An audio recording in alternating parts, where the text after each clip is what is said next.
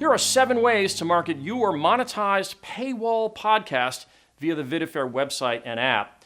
First, of course, you will have already uploaded your podcast video to VidaFair and set your own creator fee. The whole thing costs less than $6. This tutorial you're about to hear is for after you've done that. And incidentally, we have other tutorials showing how the VidaFair platform works and how you can play with our free earnings calculator that lets you estimate your revenue, as well as a deep dive tutorial on the upload process itself. So look for those links in the description. But after all that, you may then be wondering, what are the best practices for marketing this shiny new monetized podcast of yours? And behold, here are 7 techniques. Number 1, the Irresistible Taste. This means create a killer sample clip, a teaser if you will, that promotes the full paywall version on VidaFair. Probably keep it under 30 seconds, and taking the time to edit a compelling, fast-moving teaser is really killing 2 birds with 1 stone, as you'll probably want to use it as your VidaFair trailer as well, that will promote the full version on the VidaFair platform itself. Creators often default to posting these kinds of teaser clips on the social media platforms with their own personal feeds. They'll just instantly think of doing it on Facebook or Instagram or X or LinkedIn, but don't forget to post that same teaser on platforms that aren't based on your personal feeds. First, YouTube, don't forget that, but also remember Reddit subreddits and Facebook groups that are topic specific. For example, if your podcast is about yoga, cooking, dating, comedy, or politics, post that teaser to your full podcast on the subreddits and the Facebook groups about yoga, cooking, dating, comedy, or politics.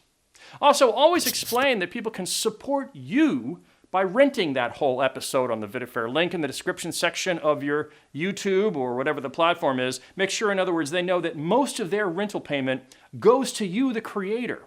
And this may be obvious, but don't forget to include that full version paywall link in the post. And for the Instagram posts specifically that don't allow links, we have a different mini tutorial about that. Bottom line, if your Irresistible Taste sample clip is really hot, funny, important, or on a subject matter people care about, it'll do well in all of the social media algorithms, and that should produce clicks to the full version VidaFair links that you give people. But it's got to be a great teaser. Number 2, the Modern Madmen. After step 1 above, meaning you have a hot teaser you've created, consider paid promotion of that Irresistible Taste sample. And this is the thing to understand. It's not like the old Mad Men days of advertising that required these expensive multi-million-dollar campaigns. You can advertise your podcast teaser sample clip on virtually any social media platform for as little as $10. And that $10 can get your teaser in front of 1,000 people's eyeballs, or many more. That's been conservative. So we would just ask you to do the math. If 1,000 people see your paid sample clip, that teaser that you made for just $10, 1,000 people see it, and you can get even $20 of rental revenue from those 1,000 people, you've already created a scalable formula for both monetization of that full version as well as growing your fan base. So wouldn't you want to at least try it to see what kind of response you'd get from even just a small ad placement of that teaser you've created? Of course, your ad choice could do much better than those numbers we just gave. It's just an example. A quick note as we're editing this video, when we mention small dollar ad buys for your teaser clip to promote your podcast's full episode for rent, we're specifically talking about putting the promotional teaser as a YouTube pre-roll ad or a video ad on Instagram, Facebook, X, or LinkedIn. You could even spend the identical amount on several of the platforms and later compare which one generated the most clicks for your content. All these platforms have plenty of YouTube tutorials explaining how to create the ads. If we stop the video right now, by the way, and you just did those 2 things we already said, created a hot teaser for your podcast, and then got the teaser to be promoted for maybe $10 or $20 or $30 to thousands of people, you'd already be well on your way to monetizing and also growing your audience. But we have more. We said 7, didn't we? Number 3, the bigger hook. For some deeper kinds of content, like podcasts on serious issues about which people really care deeply, rather than an Irresistible Taste sample clip that's kind of quick cut. Another idea would be to offer the first half of the video for free on YouTube, and then put part 2 behind the VidaFair paywall. You would probably thank people for watching part 1 at the end of part 1 and ask them to like and subscribe on YouTube, but then say something like, in part 2 we'll be addressing this aspect and that aspect, and if you want to support me, please rent part 2. That VidaFair link is in the description of this YouTube. You would say that at the end of your part 1. Now, if your part 1 really reaches people's hearts and or minds, many will probably want to hear more. And here's a pro tip. Remember, some people might stumble across part 2 before ever seeing part 1. So always give people that free part 1 link in the VidaFair description, meaning the part 2 video. So whichever one they see first, they'll have the link for the other and won't have to go searching for it. Number 4, we call it the Backstage.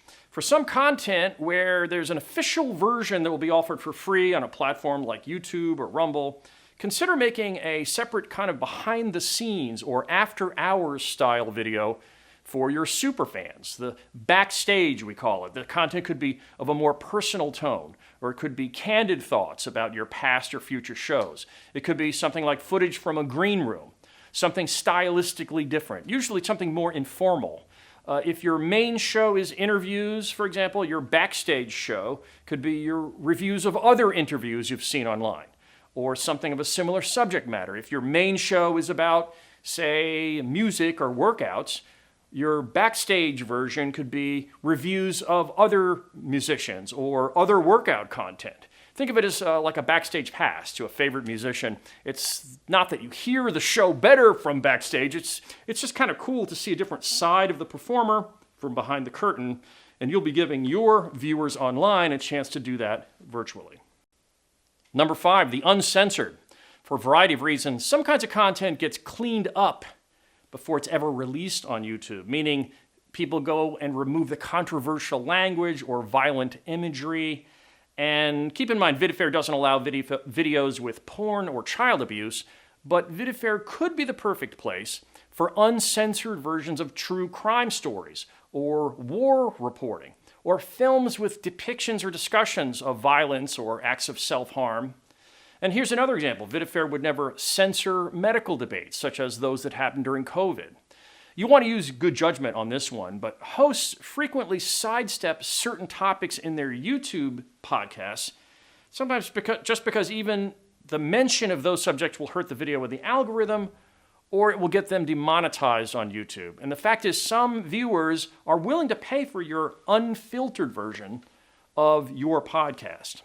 Like in the previous strategies, you'd want to tell people in that safe YouTube version that they can rent the uncensored version on VidaFair, along with giving them the link for that VidaFair paywall version in the YouTube description, just in case they are a bolder viewer and they're too curious to pass it up. Number 6, the non-Hollywood premiere. And now for something completely different. For any content you plan on putting on YouTube, consider premiering it as a paywall rental on VidaFair and then release the free version a few weeks or months later. This is not unlike how Hollywood movies often get marketed and monetized, going to theaters first where it costs more, then they go to streaming platforms afterward. There will always be a segment of people who won't mind paying to be the first to see a popular video, maybe even your podcast, especially if they know they're supporting you, and depending on your content, that might just be a perfect strategy. Just make sure, of course, your audience knows that they have this option by putting your VidaFair channel link in your YouTube description, so they know that even though I'm watching a free YouTube now that's a little dated, here's the link for the next episode that I might get to see early on VidaFair. And number 7, last but not least, the Classic Freemium. Most classics are classic for a reason. Freemium, if you've never heard this, it's a word that was invented to describe the model where you post so much content for free that superfans just want to support you by renting extra separate shows. This freemium model works best for the kind of content that's posted quite regularly, allowing you to say something like, hey, thanks for watching this free episode. If you enjoyed it and want to support my work, please consider renting my special paywall show that comes out every Friday on VidaFair. VidaFair channel link is in the description. This technique was first popularized with the subscription platform Patreon, where people have a lot of free content, and then they say, and if you want to support me, go subscribe to my Patreon for some other shows. But it works just as well, if not better, with VidaFair's no subscription model. Which brings us to another pro tip for the creators already using Patreon, meaning they're creating free content for YouTube or any other free platform, and then they have a subscription Patreon that they tell people about. That same special paywall content can be easily posted on both platforms, Patreon and VidaFair. VidaFair is not an exclusive platform. That gives viewers the choice of how they want to pay for the paywall content. Fans, in other words, would get to pick between paying you via subscription on Patreon or paying you via VidaFair's no subscription monetization model. And generally in business, when you give people more ways to buy something, the result is that more people buy. No matter what strategy you pick for monetizing your podcast, always remind viewers they'll be supporting you with every payment. Maybe I harp on this too much, but some creators get shy about asking anyone to pay for anything. But as we like to say at VidaFair, monetizing content isn't greed, it's fairness. Good content is hard work. A lot of times it costs money too. And you may just be surprised at how many people will happily support your work financially if you simply just give them an easy way to do so and politely ask. And with that, good luck and happy monetizing your podcasts on VidaFair, and let us know how it goes.